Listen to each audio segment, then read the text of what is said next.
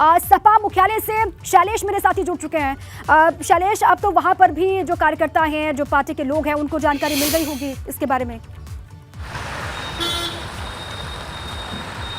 बिल्कुल, देखिए इस समय हम लोग नेताजी मुलायम सिंह यादव की आवास के सामने मौजूद हैं। ये देखिए हमारे पीछे आवास है, ये उनके सुरक्षाकर्मी यहाँ पर मौजूद है और खबर जो है वो यहाँ पर पहुंच चुकी है, जिसके बाद लोगों का आना शुरू हो चुका है। सीधे चलेंगे, पहले समाजवादी पार्टी से जुड़ी हुई हैं जो पायल किन्नर हैं, जो किन्नर समाज के लोग हैं उनसे जुड़ी हैं, उनके पास पहले चलते हैं। देखिए उनसे बात करेंगे। ये सामने समाजवादी पार्टी कार्यालय जिसकी स्थापना की खुद नेताजी मुलायम सिंह यादव ने, और इस समय देख सकते हैं आप पायल किन्नर जी यहाँ पर मौजूद हैं, तो उनसे बातचीत करेंगे। हाँ, ये बहुत दुखद तो जी।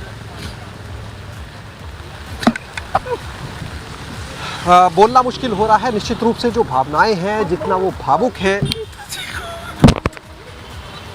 हमें बहुत दुख हो रहा नेताजी, हम बहुत अच्छे थे, हम लोग के लिए, हमारे किन्नर समाज के लिए बहुत करते थे। हम लोग जब भी कोई त्योहार आता था बुलाते थे, हम लोग को बुलाते थे, हम लोग को देते थे, त्योहार ही देते थे और यही कहते थे कभी कोई ज़रूरत हो तो यहाँ आ जाना। और मैं मेदांता भी गई थी, वहाँ भी 2 दिन बैठी रही, नेताजी के लिए दुआ करती रही, रातों दिन में दुआ करती रही भगवान से, बस यही कि हमारे नेताजी फिर से आए हमारे बीच में और हमें फिर अपना आशीर्वाद दें। जैसे ही मैंने सुना, भी मैं घर पे बैठी थी टीवी के सामने, बस मुझसे नहीं रहा गया। बहुत गलत किया भगवान ने, जो भी किया बहुत गलत किया। उम्मीद जगने लगी थी कि शायद वो अब स्वस्थ होकर वापस लौट आएंगे। हम लोग को पूरी उम्मीद थी। जिस तरीके हम लोग को पता चलने लगा था कि वो ठीक हो रहे हैं, बहुत खुश हो रही थी। हमने कहा नेताजी बहुत जल्दी हमारे सामने आएंगे। और मैंने उनका एक छोटा सा वीडियो क्लिप बनाया था जन्मदिन का, कि अगले महीने 22 को उनका जन्मदिन था, तो मैंने कहा उसको क्लिप बना के रखा था कि इसको लगाऊंगी। लेकिन सुन के मुझे कुछ समझ में नहीं आ रहा, भगवान क्यों ऐसा करता किसी के साथ? अच्छे लोगों को क्यों अपने पास बुला लेता है?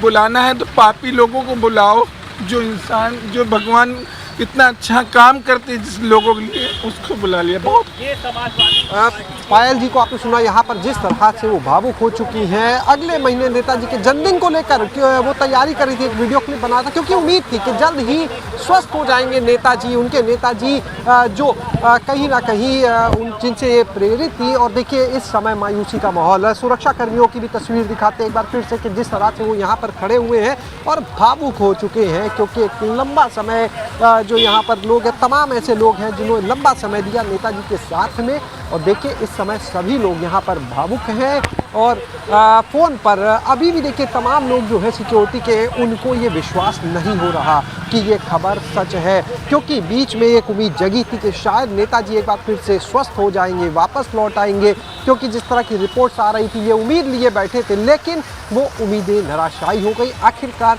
नेताजी जो ये एक संघर्ष चल रहा था जीवन और मौत के बीच में, उस जंग में वापस लौटेंगे नेताजी, लेकिन कहा ये दुखद खबर हमको बतानी पड़ रही है, कहा सुन रहे हैं कार्यकर्ता। और अगले महीने 22 नवंबर को उनका जन्मदिन भी आता था, लेकिन अब उसकी तैयारी कार्यकर्ता कर रहे थे।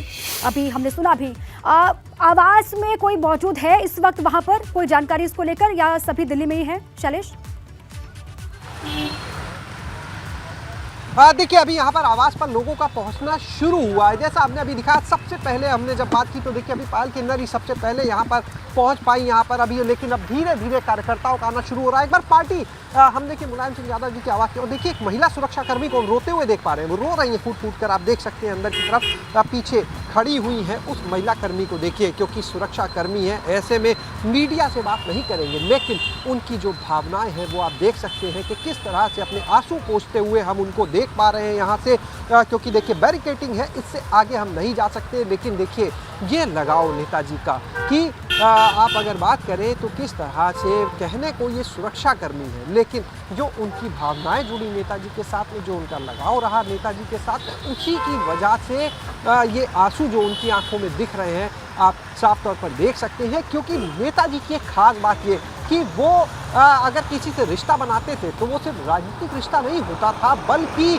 उनके व्यक्तिगत वो सबसे अपने रिश्ते बनाते थे, लोगों से करीबी उनकी हुआ करती थी, सबके सुख दुख में साथ खड़े होना। और यही वजह है कि जब वो अस्पताल में थे तो हर दल के लोग उनसे मिलने के लिए पहुंची है। देखिए आंसू पोंछते हुए आप सुरक्षाकर्मी को देख सकते हैं किस तरह से भावुक है वो इस समय, कितनी ज़्यादा। हमारे कैमरा सहयोगी हरिओम कोशिश कर रहे हैं इस दूरी से भी जितनी बेहतर तरीके से यहाँ का नज़ारा दिखा सके, लेकिन देखिए इस समय बाकी जो सुरक्षाकर्मी है वो भी काफ़ी भावुक नज़र आ रहे हैं, कोई इस तरफ नहीं आ रहा है, सिर्फ इसकी एक वजह। और देखिए एक और महिला सुरक्षाकर्मी जिनको हम देख पा रहे हैं, शीशे का जो ये दरवाज़ा लगा हुआ है यहाँ पर भी, और वहाँ से भी आप देखें तो एक महिला सुरक्षाकर्मी और मौजूद है, वो भी काफ़ी भावुक इस समय नज़र आ रही हैं, क्योंकि उम्मीद ये ज़रूर था उनको कि देखिए नेताजी का श्वास गड़बड़ है, और देखिए ये भी रोते हुए इस समय यहाँ पर देखिए दुख का जो सैलाब है इस समय, एक तरफ आसमान से बरसात हो रही है तो दूसरी तरफ जो यहाँ पर नेताजी को चाहने वाले हैं, वो चाहे उनके सुरक्षाकर्मी हो या पार्टी के लोग हों या बाकी करीबी हो,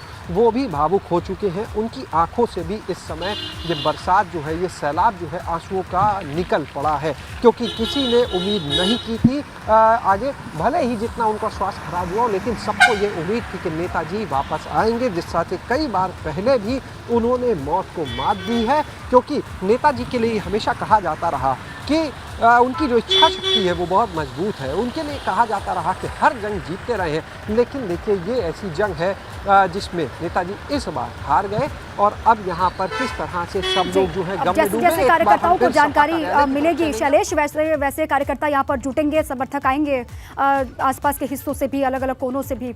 परिवार के सदस्यों को लेकर शैलेश जानकारी, अपर्णा यादव, डिम्पल यादव, ये सभी दिल्ली में ही है या फिर ये लखनऊ में ही है, इनको लेकर कोई जानकारी? देखिए फिलहाल सभी लोग की जो जानकारी है वो दिल्ली में होने की है। कल रात में ही डिम्पल यादव, अपर्णा यादव मेदांता अस्पताल से निकले थे, लेकिन फिलहाल वो लखनऊ नहीं पहुंचे, सब लोग दिल्ली में। परिवार के जो लोग हैं वो मेदांता अस्पताल पहुंचे हैं। कार्यकर्ताओं में अगर बात करें तो सबसे पहले यहाँ पर जिस तरह से आपने देखा कि पायल जी यहाँ पर हैं, इस समय मौजूद हैं। पायल जी, जो नेताजी थे उनका हम लोगों ने जिस तरह से देखा कि सबसे एक व्यक्तिगत वो जुड़ जाते थे, सुख दुख में साथ उनके आना। उनकी नेताजी की जितनी हम अच्छाइयाँ बताएं कम है। वो किसी गरीब परिवार को देखते थे तुरंत उठ जाते थे, उनकी मदद करते थे। तो मैं तो कहती हूँ कि मैंने अपने जीवन में इतने नेता देखे हैं, लेकिन माननीय मुलायम सिंह जी के अलावा और अखिलेश भैया के अलावा ऐसा नेता हमें अभी तक लाइफ में कोई नहीं मिला है। मैंने इतनी पार्टियां देखी, इतने लोगों को मुख्यमंत्री प्रधानमंत्री देखे बनते हुए, लेकिन मैंने ऐसा कभी नेता नहीं देखा है। इसीलिए मैं समाजवादी में दिलो जान से जुड़ी थी और दिलो जान से मैं मेहनत करती थी, क्योंकि ये पार्टी एक ऐसी हमारी पार्टी थी जो सारे समाज को मदद करती थी, सबको लेके चलती। तो हमें बहुत दुख हुआ आज, क्योंकि मैं 2-3 माह भी पड़ी रही मेदांता पे भी, माननीय जी को देखने के लिए गई थी, नेताजी को वहाँ।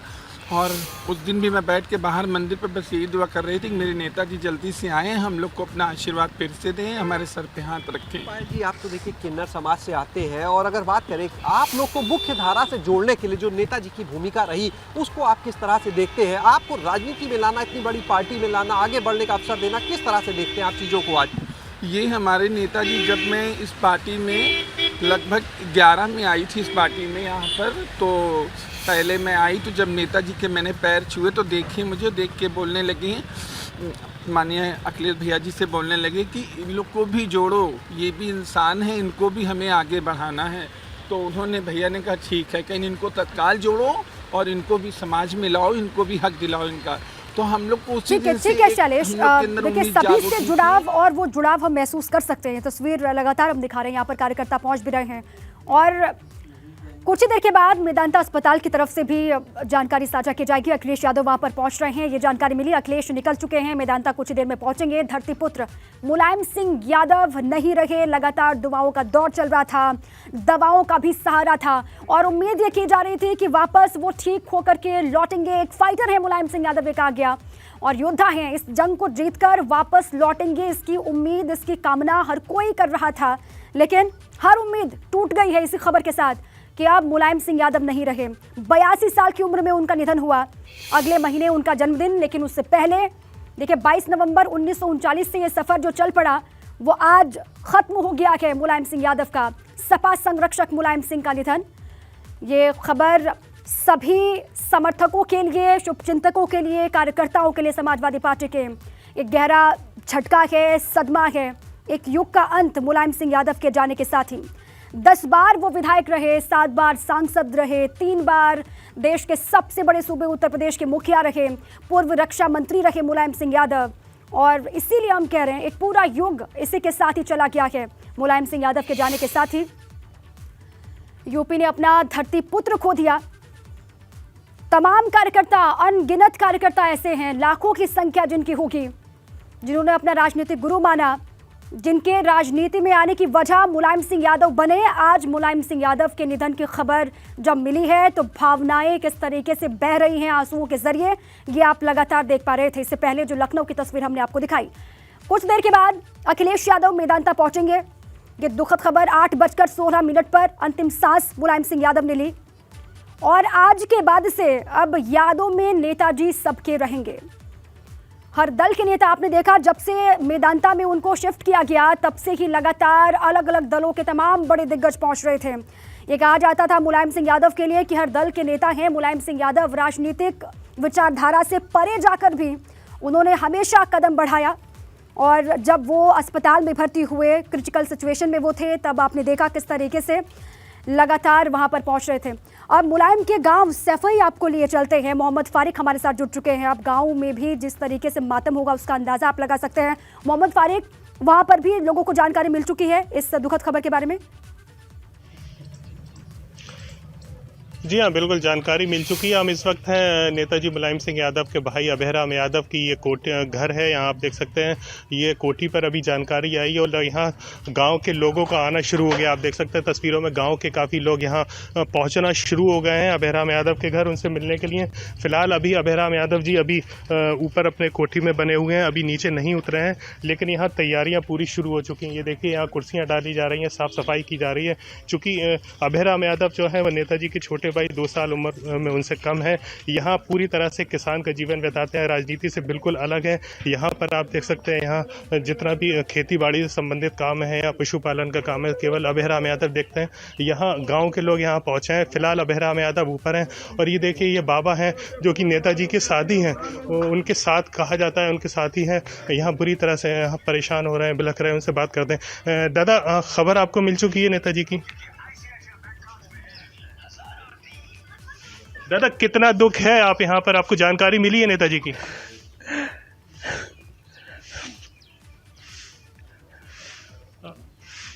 अब आप देखिए अभी कुछ बोलने की स्थिति में नहीं है। नेताजी के साथी हैं, पुराने साथी हैं, गांव के लोग हैं यहाँ पर और भी यहाँ लोग हैं। इनसे बात करते हैं। दादा, आप लोगों को जानकारी मिल चुकी है? फिलहाल चुके हम लोगों को जानकारी मिल चुकी है जी।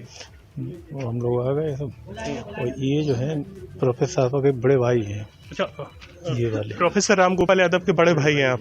तो ये प्रोफेसर राम गोपाल यादव के बड़े भाई हैं जो कि बैठे हुए हैं, नेताजी के पारिवारिक हैं। जानकारी इनको मिल चुकी है, आप देख सकते हैं। बेहद ही मायूसी, दुख यहाँ देखा जा सकता है सैफई में।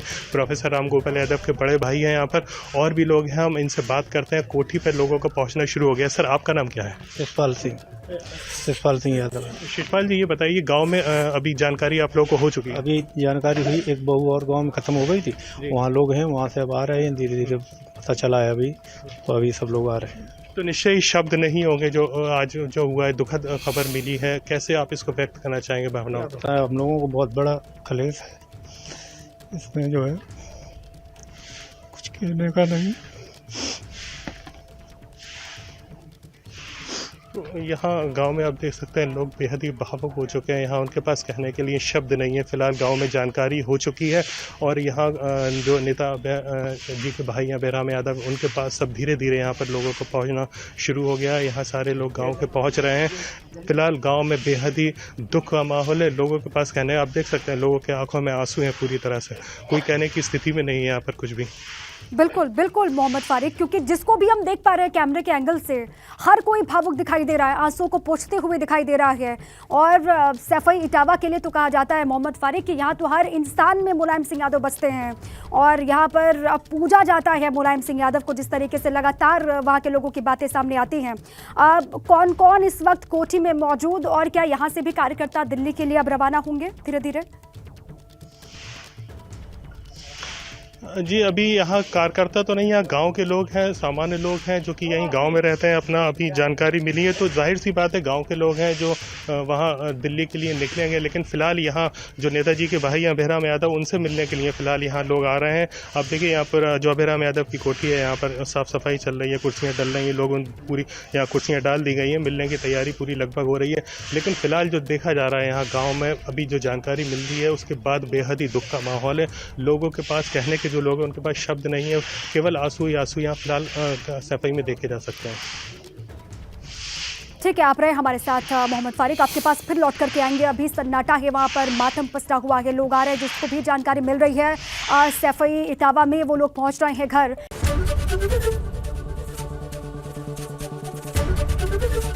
एबीपी गंगा, खबर आपकी, जुबान आपकी।